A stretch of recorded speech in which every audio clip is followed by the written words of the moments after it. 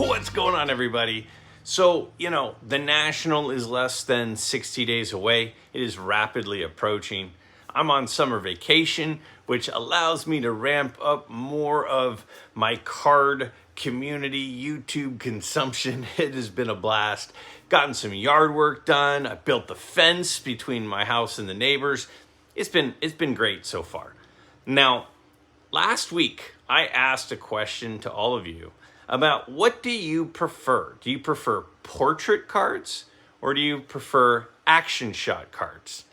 And on, I was very surprised at the response. I kind of thought everybody, I guess we all kind of think that others tend to think like we think. At least maybe I do. I don't know. But I have a strong preference one way over the other, which I'll get into here in a few minutes. And I kind of assumed that a lot of other people would have a similar preference. Boy, was I wrong. That was not the case at all. We'll take a look at your responses here in a second. But the other thing that surprised me was how many people seemed annoyed with the question. They were annoyed that I was asking, which do you prefer, action or portrait? And they were like, there's no right or wrong answer here. What a ridiculous question. And it wasn't saying that one is bad and the other is good. I wasn't saying which one is the good one because one of them's a bad one. I was just asking for a preference. Do you prefer a vacation at an amusement park or a vacation at a beach? Both are great for me. I like both. But that doesn't mean I'm saying one is bad. Do I like cake or do I like pie? I like both. Of course I do. But if I'm asked which do I prefer, then I would get into why I prefer pie over cake. Do I prefer French fries as my side dish or tater tots as my side dish? I can enjoy both, but I can also still have a preference. So when I ask a question, just like the question at the end of today's video for next week, I'm not ever suggesting that one of the options is a bad option. I'm just asking what you prefer and why. And the reason I find it interesting is because it might spark something for me or another collector as, yeah, that's true. And then in the examples of the cards, and this is a big part of it, I'm going to be showing on the screen the cards in question that people bring up. So if there's a particular portrait card that someone likes, I'll show it on the screen and people might go, oh yeah, I like that card too. Or maybe you'll see a card on the screen that's an action shot and go, oh, I've always kind of been more of a portrait shot guy, but that is a cool action shot. It's just a discussion. It's just a conversation about what you tend to prefer and what are some examples of those cards. That's it. I'm not saying either's bad. I'm just getting a preference to have a fun conversation and hear other people's insights. Because, as I've said many, many times, when I've done these types of videos in the past and I hear your responses, it has genuinely affected my point of view, my personal preference on different cards that I've either purchased or not purchased. And for me, that's fun.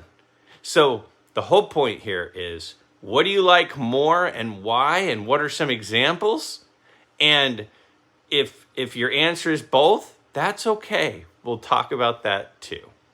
First, however, let's take a look at the overwhelming majority of the preferences from those of you that responded. Check these out. I love in-game shots. Reggie Jackson, 1974, tops number 130.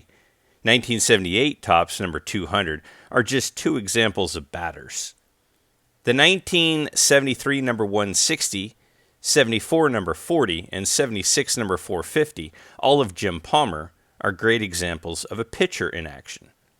Any batter with a bat is always a great shot.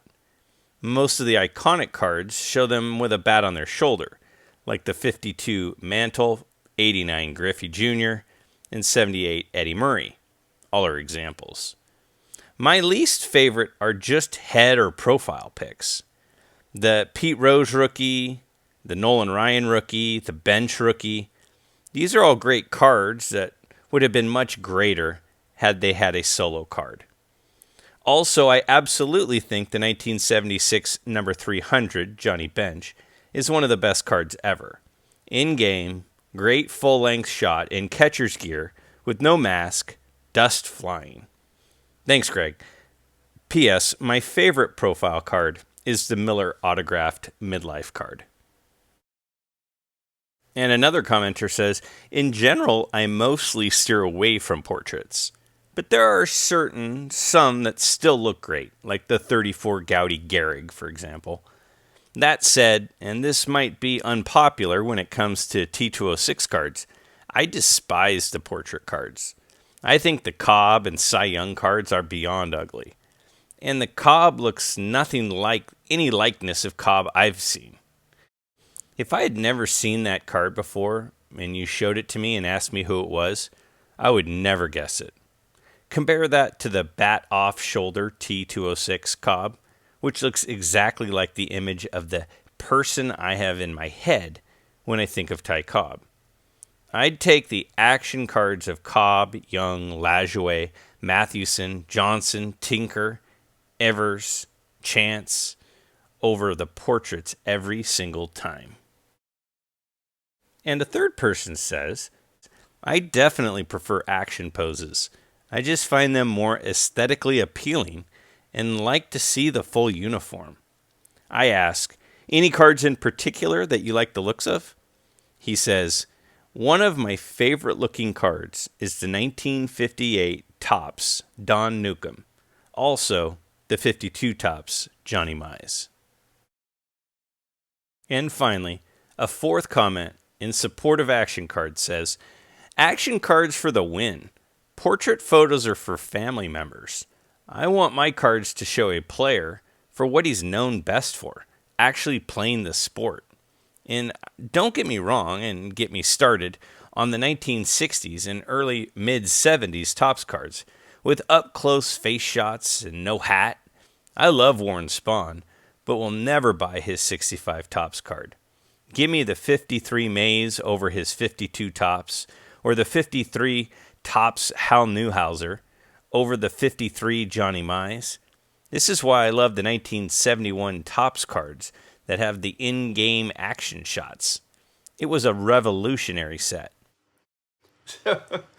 Oh man, some fabulous responses in there, and some things to point out that I definitely want to talk about and touch on. First of all, I love the comment about your favorite profile card being the midlife Miller card. That has certainly been fun. If any of you are going to the National and you have not gotten one yet, please approach me and don't hesitate to say, hey, Greg, can I get one of the cards? I'd love to give you one. I'll bring quite a few with me to the National. Now, I think one of the comments mentioned, the Johnny Bench rookie card, the Pete Rose rookie card, the Nolan Ryan rookie card. And, those are fair points, but that's different than those are portraits, I suppose, but those are also two-player cards, which I certainly understand how only half of the card is dedicated, or in the Pete Rose's case, a very small portion of the card is dedicated to the player that a lot of people are collecting the card for. But as far as action shots in general go, I mean, there were a lot of really good ones that were mentioned that, I put on the screen as they were mentioned. When you think about a card like, the Thurman Munson second year rookie trophy card, that is just a fantastic card. There's just no doubt about it that is a very popular card for a reason. And in many cases, more expensive than his rookie card. Now, that's for a few reasons. One, the rookie card is a multiplayer card. The rookie card is not as condition sensitive. There's other things that go into it. But it's one of the most famous and most popular action cards of all time. So I certainly get it. I definitely understand it. One of the other comments that was in there that really surprised me was the comments about the T206 portrait cards. I've had people that have said to me that are collectors of a lot of different stuff, and not T206 collectors or portrait card player collectors, say that they think that the portrait cards from the T206 set are some of the most beautiful cards of all time. And but I do respect the opinion that this person does not like them. It's surprising. It surprised me. It surprised me very much. You know, when I look at, I see part of it, I guess, for me, and I'll get into this more after we talk about portrait cards, is I always assumed that the overwhelming majority of people liked the portrait cards. And I found out in this exercise that is not the case. There were only 2 or 3 comments that said I like portrait cards better. Like flat out said that. The overwhelming majority, most people said action shots. And that is not what I was expecting. I was not expecting people to think that the action shots are preferred over the portrait shots. But when you read through some of these comments and you look at some of the cards that were mentioned, like some of those Reggie Jacksons, and the comment about, you know, when a player holding a bat is a great card, like that, it all does make sense. And it also makes sense that, you know, there's a difference between a posed action card and an actual in-game action card. And some of the cards that really started to utilize in-game action cards were in the 70s. And it's one of the strengths of some of the sets in the 70s. You know, a lot of the cards from the late 50s and early 60s that are quote-unquote action shots, those are really posed shots, you know. So that is certainly a point that I had never really considered. And which again is the reason I love to have conversations like this. But if you had told me, because I probably had a dozen people comment and say that they preferred action shots. Now I shared, I think, 4 comments there. So there were a lot of comments for action shots that weren't included. I mean, I could have just made a 20-minute block reading comments of people who were all about action cards. But I kind of just felt like, well, I think that these 4 or so kind of make the point of what the majority of them were saying. And they offered enough suggestions of particular cards that they did like, that it gave a good variety of the different action cards and the styles of cards that people preferred. But again, for me, I was really thinking it was going to be portrait. And it's funny because I'm going to read you and show you the 2 pro portrait card comments here in a second. And one of the 2's from my dad. One of the 2. So maybe the reason I thought everybody preferred portrait cards is I prefer portrait cards. And my dad prefers portrait cards. And 98% of the conversations I've had in my lifetime about cards have been with my dad. And so he's sitting there saying, oh, no, this card and this card are great. I love portrait cards. And these distant shots, these action shots, I don't like as much. And I'm like, yeah, like, so I just guess I assumed that that's how everybody thought. But that's apparently not the case. It's quite the opposite. Again, it's not to say that if you prefer action shots that you hate portrait shots, or if you prefer portrait shots that you hate action shots. But what it does do is it gives us a perspective of what other people have to say. And honestly, some of the comments, like the comment that said, you know, the stadium in the background is pretty darn cool. And then you start looking at some of those pictures and you see some of the facade and things of the stadiums, the upper decks in the background of some of the stadiums. You're like, that is pretty cool. So I ask it out of curiosity and openness to potentially change my opinion on things, and to look at cards that, you know, have a conversation that allows us to see cards that other people really like. And then what that does is as a person who's watching this or putting it together, you see some of those cards and you go, yeah, that is a really cool card. Maybe I should pick that card up.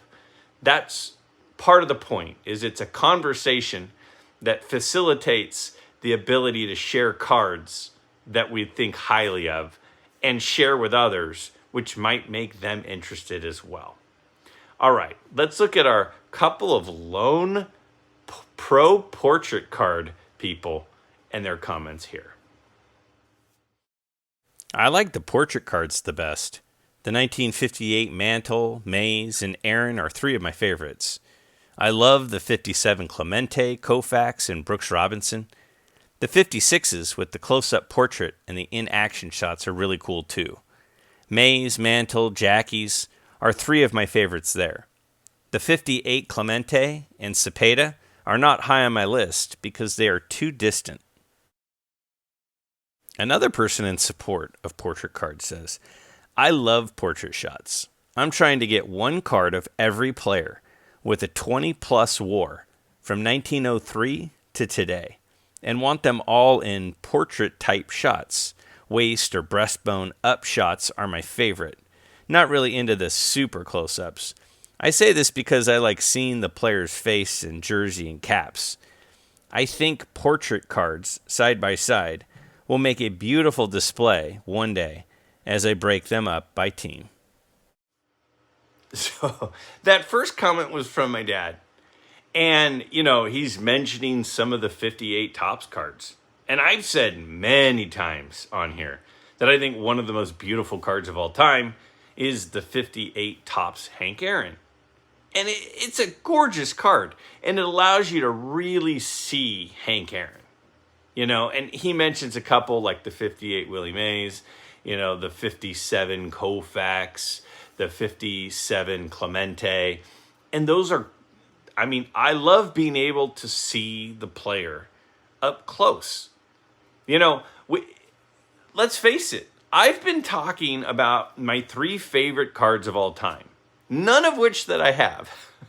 My three favorite cards of all time because of who the player is and what the card is, but also because of the image on the card. That's the trifecta of a card, is who's on the card, right? What's the image of the card? And what is the card? And in all three cases, like my three favorite looking vintage cards, right? I've said many times, are the 54 Ernie Banks. That's a portrait. That's a tight shot of Ernie Banks. That allows us to really see a young Ernie Banks. And then the 57 Topps Brooks Robinson. Again, a really tight portrait shot of a young Brooks Robinson, a great guy, a great player, a youthful image, a beautiful card, both portrait shots. And then the third card that I talk about all the time as being one of my three favorite cards is the 48 Bowman Yogi Berra. Now, you could make the argument that that is an action shot. He's got a bat in his hands. It's obviously posed. It's from about his waist up. So I guess that might be called an action shot. But in a way, it's sort of a portrait shot because it gives you a really good close look at his face as well. And when I think about it, because I kept thinking about this, well, why do I like portrait shots? All these people are making great arguments. They're making great arguments about why action shot cards are cool. I want a card of a guy doing what he's known for, playing baseball. That makes perfect sense. It makes perfect sense to see a card of Johnny Bench in his catcher's gear, with a play at the plate. That makes perfect sense. So I'm like, why do I like portrait shots? What is it about them? And I've been thinking about it for a week. And I think, I don't know, but I think the thing that I like is when you see all of these highlights of these players, you see them playing baseball. Of course, Ernie Banks is a baseball player. Of course, Brooks Robinson and Yogi Berra are baseball players. And when you see the images of them playing and swinging, or, Yogi running out after Don Larson's perfect game and jumping on Don Larson, you see them at a distance. So when you see somebody on TV, and it's always a distant shot. I mean, picture a baseball game on TV right now. It's that shot from like left center field, where you can see the catcher, you can see the batter, and you can see the pitcher. None of those are tight shots. So how do you know what the player looks like? How do you know what Ernie Banks looks like? It's not because of that distant center field shot of him, up to bat. You know what Ernie Banks looks like because of close pictures of him.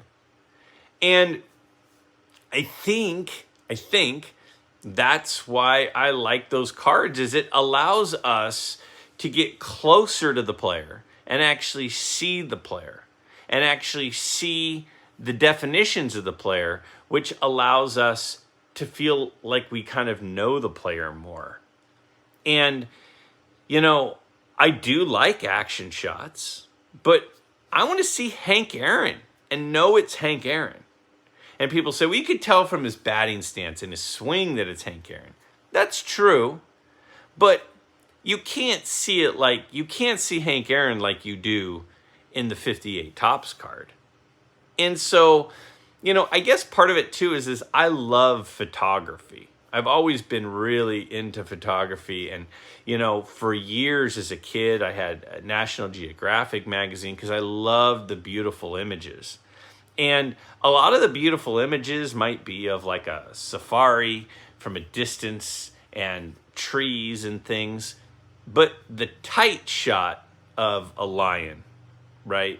Or a tight shot of an elephant. Like, those are the sorts of things that I really enjoyed the most, are where you could actually see the animal, and you could kind of like see his eyes or her eyes, and you could really get a good look at their personality through looking at their face. And I think that's kind of what shots that are tight, like the 50, how could you not look at the 54 Ernie Banks card and go, man, he looks like a nice guy. He just looks like a really nice guy. And he is. He was a really nice guy. That's my take.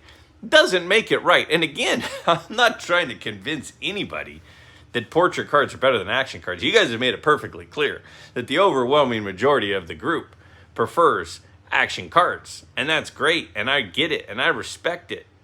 But to me, when I see that 58 Topps Whitey Ford card, what it allows me to do is really see Whitey's personality in his eyes. I mean, it's a beautiful card to me.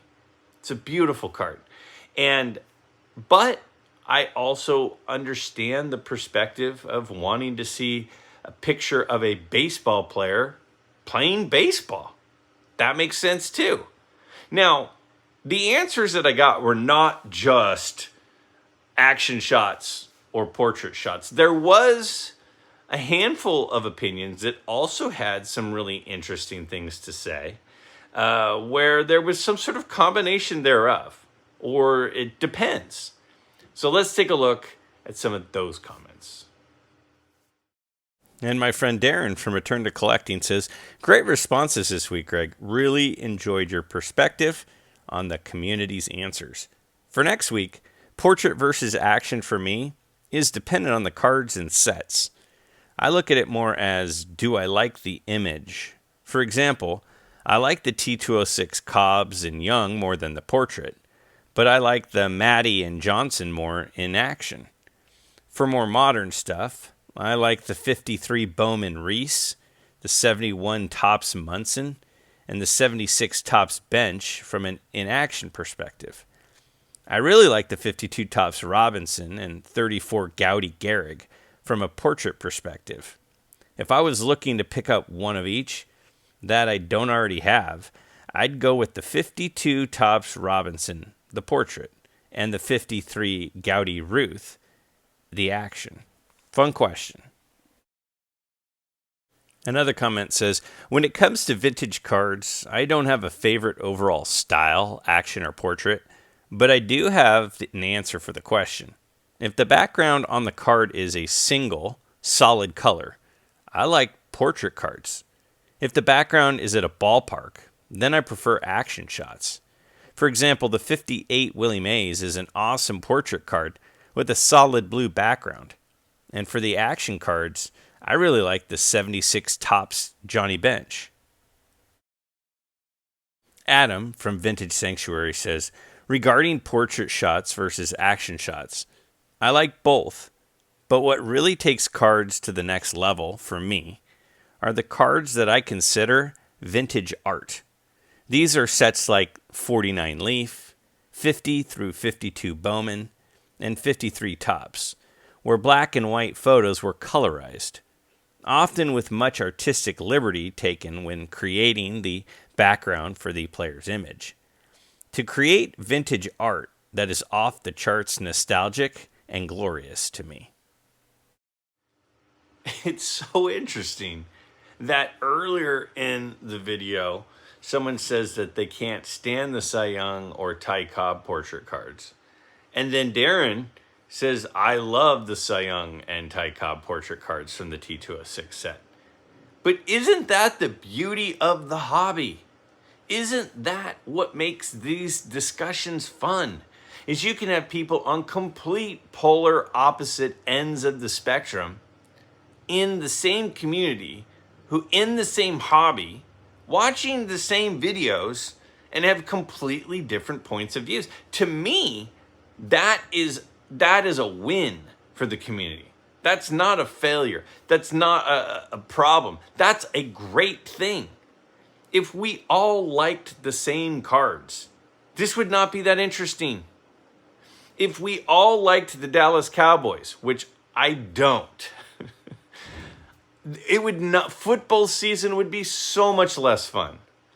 Part of what is fun is having your opinion, your preference, your ideologies of teams and players and preferences of, sets and years and eras and manufacturers. That's the fun part. And if we just have our opinion and then we, go to card shows and we don't talk to anyone, and we go directly in, we see the set we like, we pull cards from the players that we like and the sets that we like, and then we leave and we never have any discussion about it, I think that we're missing out. I think the point of the hobby is that we're connecting with other people and we're hearing other people's opinions. And that is certainly one of the points of this channel, is to have a voice for everybody in the hobby. You don't have to have a channel to have a voice here. You can have a channel to have a voice here. You don't even have to necessarily have an account on YouTube to have a voice. I love the discourse and I love talk radio. And again, this is talk radio for sports cards, in my opinion. At least that's the goal. It's the place to come and hang out and talk about cards and share your opinion. I'm not trying to convince anybody. People say, oh, Greg, you're an influencer. I'm not an influencer. If you want to think I'm influencing you, that's up to you. But the goal, the intent is not to influence anything. It's just to talk about something that we all like. And you may like portrait cards, you may not. But I also like the comment in there that talks about the photographic composition. If it's a tight shot with a solid background, that looks better. And I'm like, man, that's true. I do think that 58 set looks really good with the portrait cards. But the cards that have Ricky Henderson rookie card up at bat, and it's not a tight shot, it's an action shot, and it shows the stadium and it shows the dugout in the background, like, that is pretty cool.